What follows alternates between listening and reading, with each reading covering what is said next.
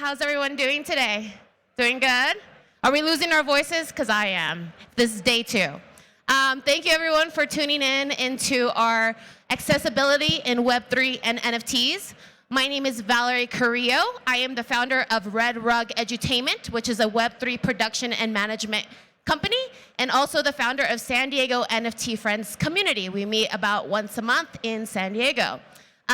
So accessibility in Web3 and NFTs is very, very close to me because it's very important that I make Web3 understandable and accessible for my community.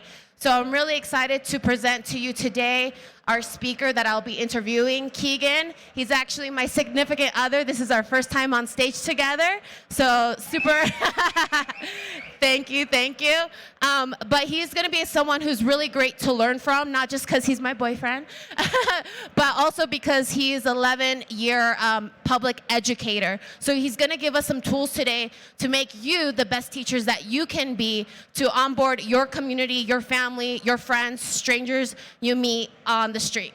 So give a warm welcome to Keegan Escriba. What's up, Denver? How we doing?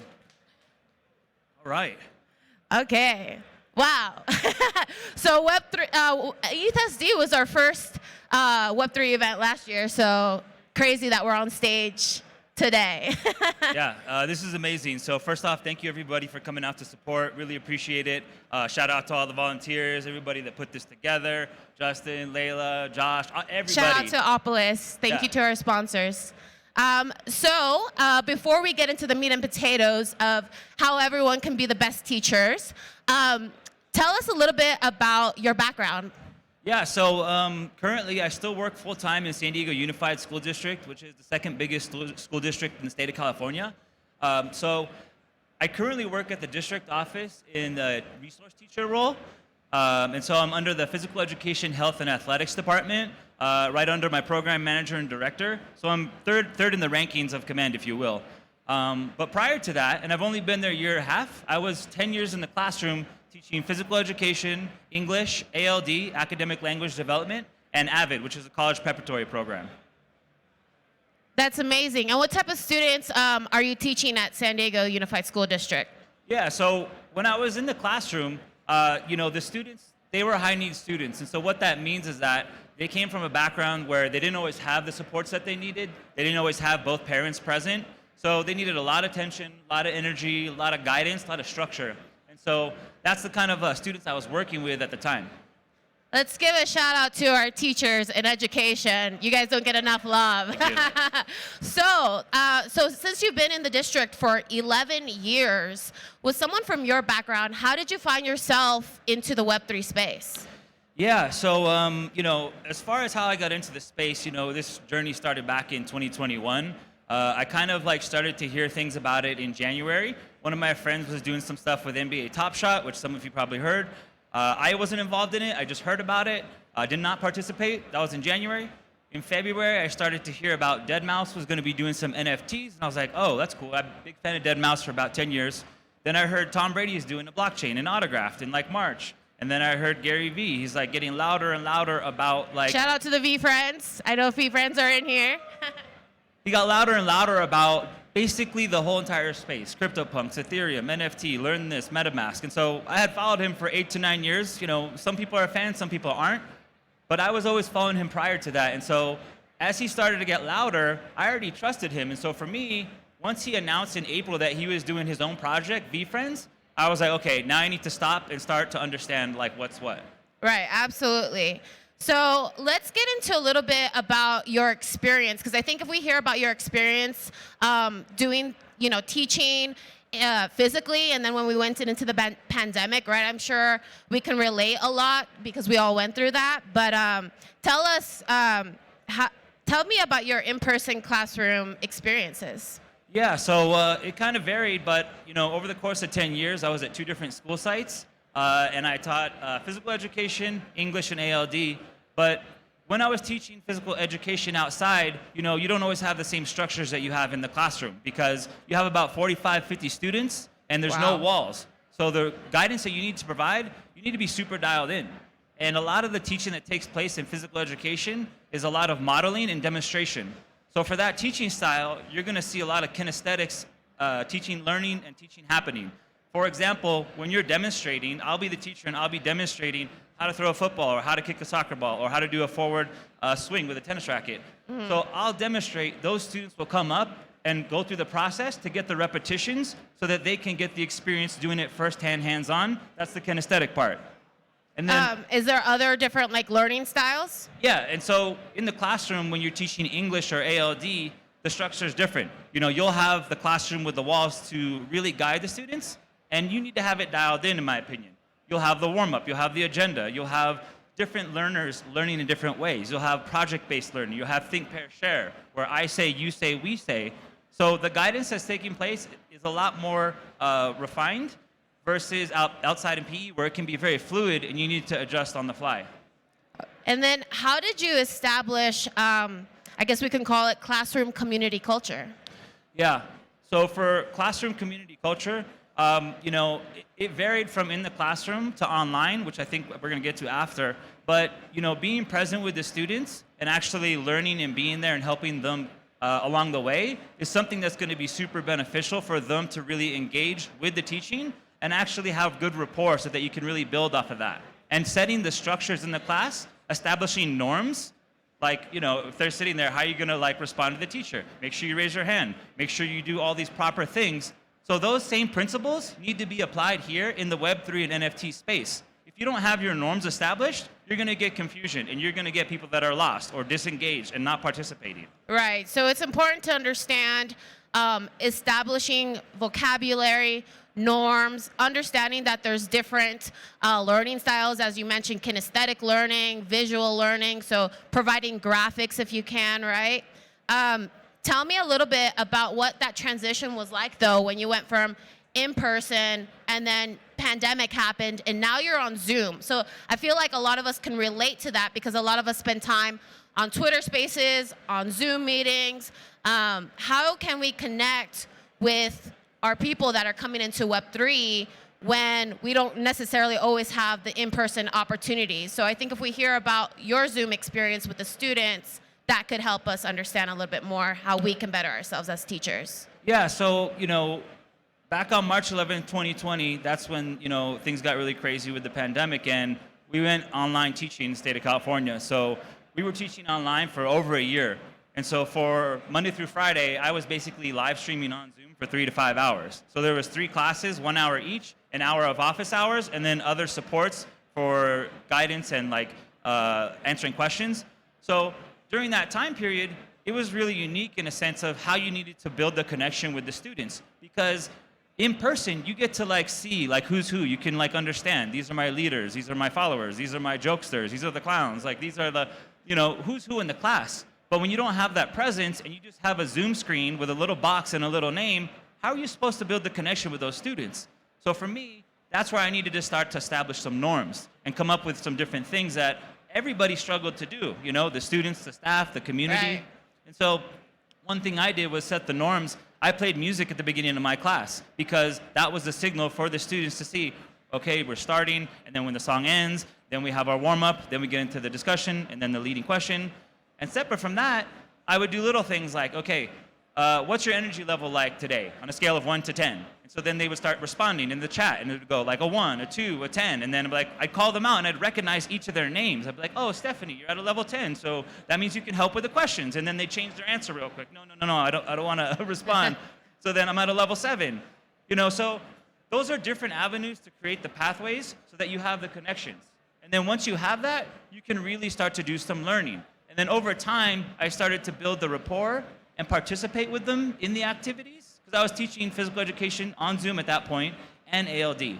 And so I was going through the motions and doing the workouts. I was posting up the graphic organizer so they could see visually for our visual learners. Okay, this is how the workouts look, and then I was doing it with them. I'd hit the bell for each workout, you know, we'd do arm curls, and then like hit the bell, and then the next workout would do, you know. So then if anyone is interested maybe in creating like a live Zoom Web3 coursework or something like that, like if you're doing a live, you know, session with a group of people, then maybe trying to play around with certain cues, like ring a bell or play music, as you said, so people are ready to start the session. Yeah, so I mean, that's where I really saw like a common parallel between like the digital space right now with what's happening in Web3 and NFTs and blockchain is that everything that I had participated in during Zoom, during the pandemic for over a year, a lot of those things carried right over into what I started to see in Discord, connecting with who's in Discord, on the, what is it called, the Twitter Spaces, or on Clubhouse. You would start to see these same things. And again, that's vocal. That's like, verbal. Those are the verbal communications with the students or with the Twitter people that are there, the community. You don't always get to see who that is, but you can hear their voice. And so again, that's a different learner and teacher style that's happening. And I know something that you do too, because obviously we can't always see face to face, like if it's a Twitter space or a Clubhouse, like you also provide graphics, right? Like if you're doing a Twitter space, you'll pin up a tweet that has some sort of graphic that breaks down like Web3 education when you're teaching in the like Web3 space as well, right? Yeah, having the visuals to reference to and guide to and navigate with lead-in questions are super important. And that's what I feel like I've noticed over the span of almost 2 years is that there's a little bit of disconnect in the space where I'm not seeing that from different projects, different founders, different communities. And so if you don't emphasize those points, again, you're going to have people that are disengaged, not participating, confused. You can't just post something up once in announcements and then expect everybody's going to get it. Or just do like, Right. okay, here's our roadmap for the next year. It's like, okay, just because you posted up once doesn't mean it's being absorbed. You have to emphasize all avenues and be present regularly for your community, just like I was in the class and every other teacher does Monday through Friday, day in and day out. Because when you have 5 class periods of 30 to 35 students in public education, that's 150 to 180 personalities you're seeing in one day. So Wow. for me, doing these Twitter spaces, in my opinion, it was a lot easier than running a Zoom class with the standard, with the warm-up, with the lesson, with the cues, doing the grades, doing the personality. Like, Right. yeah, anyway, I could go off on that. Well, so. clearly you have a lot of experience. As you said, you've been in education for 11 years. And obviously not all of us can be amazing teachers like you and have the background and experience that you do. But I understand that we are providing a slide today, right, that you want to show us that can help guide us to become better teachers in the Web3 and NFT space as we onboard the next wave of people and generations that are to come, right? Yes, so we have a slide. This is a super technical slide. I pulled this from the filing cabinets. All right, so. Can you guys see it? Do I need to move the chair out of the way so you guys can see it better? All right. Okay, hold on. So let me kind of just briefly go over this part. Yeah, explain to us. It's a lot of words on the screen. Tell us real quick, what is this that we're looking at? So for me, I kept this for a lot of years, and like I said, I brought it out of the filing cabinet. But really, this emphasized a lot of like really structural points. So any teacher that goes through a teaching credential program, you have to go and learn a lot of these basic principles of Bloom's taxonomy, the levels of thinking that are taking place. And so there's higher order levels of thinking and lower level thinking that happens. And at each level, you'll see the key words: remembering, understanding, applying, analyzing, evaluating, and creating. So right now, what you're seeing here, in my opinion, a lot of the devs, a lot of the people that are building out all these systems and structures, they were up here, imagining, creating, at the developing. higher level learning, right?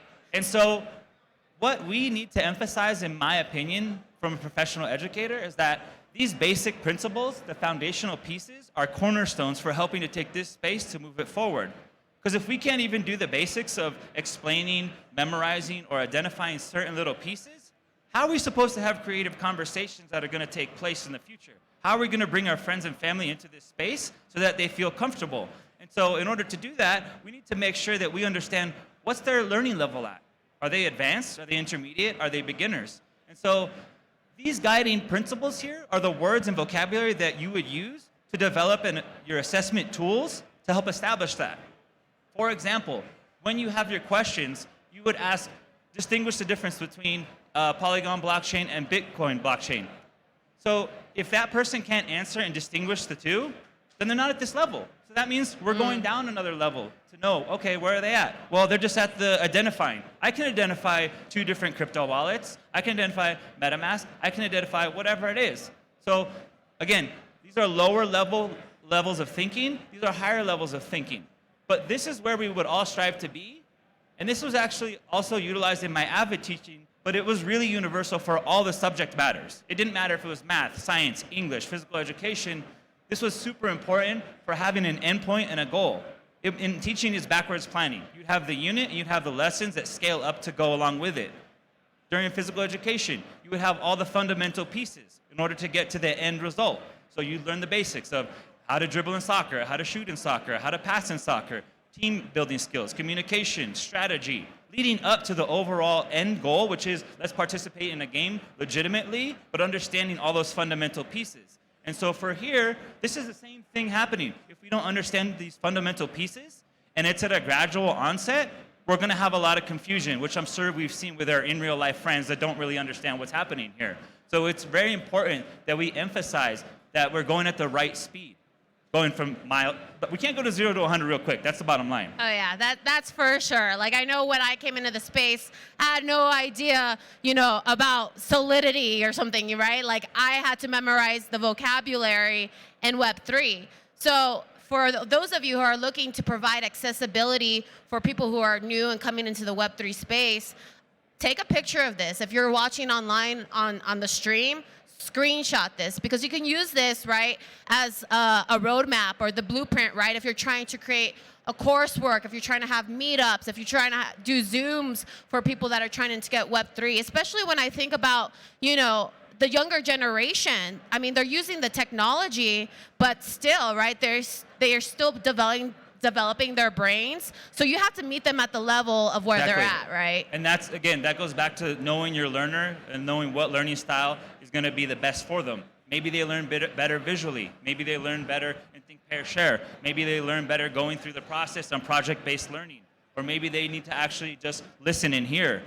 So it just depends on the learner that you have. But if you don't take the time to get to know your community, get to know your students, you may just be all over the place, or you may not emphasize the right points. It has to be mindful and intentional. And so, again, this isn't mine. I didn't design this. I just use this as a reference tool, and that's Bloom's taxonomy. You can Google it, and you can read all about it, but these are the main principles that are taught in a teaching credential program for all teachers. So, I mean, yeah, we obviously don't all take the teaching credential program, but this is definitely something that we can utilize as a tool, as we mentioned before. So just to briefly go over this again, so there are two, would you say like two levels, right? Lower level and higher levels of thinking. Once you get to applying, creating and evaluating, analyzing, evaluating and creating, these are the higher level of learners that are taking place. And then those words are the key words you want to use when you're asking questions to your community, right? Yeah. Yep, these are all the vocabulary, the vernacular that you need in order to help design those. And again, any teacher is going to have these skill sets. It doesn't matter what subject matter it is.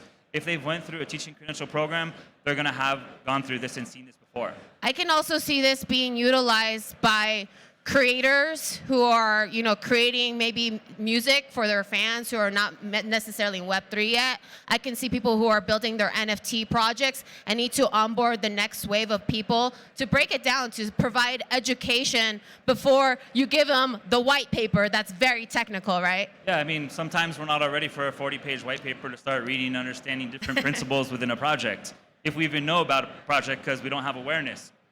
Cool. Well, thank you for this brief overview of what is it, the Bloom Text? Bloom's taxonomy, levels of thinking. Bloom taxonomy. So also, let's also talk a little bit about what you're doing now. How are you educating in Web3 and NFTs? Yeah, so I don't know if we want to put the other slide back too, but yeah, so currently what I decided to do is that, after all the experience that I have, and like I said, I still work full-time, 40, 50 hours, shout out to San Diego Unified for helping me get here for this. So anybody that's nice. I wish I could have been sponsored by my job. Anybody that's in education or in esports, I need to talk and touch base because we are actually running that through our office as well and looking for collaborations, partnerships. And in my role as a resource teacher, I'm the one that handles partnerships. I'm the liaison that handles all that, and so we can talk after. But what am I doing now? Well, I started a YouTube channel called Token Talk because I felt very passionate about the space once I learned what was happening. Because for me, I didn't have a tech background. I didn't have the experience of having friends in the space, early on in. I had to learn at that time. I had to learn, well, what is Ethereum? What is an NFT? And I started connecting all those dots for me. And once I understood, this is how things function. There's the mechanics. I was like, okay, this is something big that's happening. I've been very fortunate to see 2 decades of technology. I was born in '84. So for me, having the internet start to come about and really blossom, if you will, not everybody got to see that. I remember not having internet. I remember not having cell phones. I remember not having a smartphone. Like, we didn't always have Uber, Lyft, like DoorDash. Like, those weren't norms. So for me, these kids are used to that now. So for me, I could see the writing on the wall once I understood what was happening here with these principles that are being built. And so I just wanted to take part as much as I can, given the fact that I'm still working full time. Like, the free time that I have is basically all dedicated to the space. So from my YouTube channel, where I interview different founders and different devs that are legitimately in the space, in my opinion. Who are some of the founders you've interviewed? So yeah, different people, Vinny Hager, Todi Herrera, Frankie Nines, who's somewhere around here, Gary Vee, AJ Vaynerchuk, Avery, who was in the other thing before, president of Vayner, OSF, who's the co-founder of Rect Guy, Gabe Wise, who, you know. And I know your YouTube channel isn't just about explaining what they do. You make them break down, like if they're explaining to a 5-year-old, right? Like, yeah, and I always emphasize about some main points that I think are going to be helpful for the audience, because I can start to identify very easily when things are going over people's head. So for me, I just wanted to help document that, because I do truly believe in 5 to 10 years from now, people are going to look back to see who are the actual builders here taking part in this, the people here at this conference, in my opinion. Documenting their journey. And they'll have that to refer back to, like, okay, they were there. And if they're still around, they'll be there too. And so I wanted to help bring that and actually, like, participate. And then separate from that, you know, I host a weekly 10KTF Teaching Tuesdays every week. And what's 10KTF? So 10KTF is a narrative project. I'm not sure if anybody's heard of it. They were just acquired by Yuga Labs. And so, you know, they have an incredible team. Beeple is the founder. Michael Figge is co-founder, along with Tim Smith, phenomenal artist, Robin. And so I host the Teaching Tuesday space, and they've been very supportive for our community members, because these are all community-run spaces. There's a different one each day other than Saturdays. And, you know. So they hired you as well, not hired you. We're unofficial ambassadors, if you will. Yeah. But I mean, but you're educating. Yeah, they provided this hoodie, you know, and they put our name on the back and everything. Like, shameless plug. Super cool for us to participate and have that connection to the project, and actually have other community members written into the storyline. So it's a super unique thing, and implementing the technology with Warm Wallet and ApeCoin and off-chain staking. If you want to learn more about the 10KTF project, connect with him backstage. But our time is running out. Before we end this, real quick, what support are you looking for, since you're representing San Diego Unified School District, the 2nd largest district in California? Yeah, so as I said, I'm in the Physical Education, Health, and Athletics office. And so one of the avenues that we are having some support in right now and building out is the esports. So if anybody's into esports or has any affiliation, we'd love to chat and see if there's anything that we can do to collaborate or a partnership. So really big opportunity to possibly release a pilot program in the 2nd largest district. So if you got an idea, talk to this guy. And any educators in general. If there's teachers here, I would love to hear what you're doing, what your thoughts are. We can exchange ideas and discuss and see how we can work together. Awesome. Well, thank you everyone for tuning in to our talk today. Make sure you follow us, and see you guys. Have a good innovation festival. Thank you.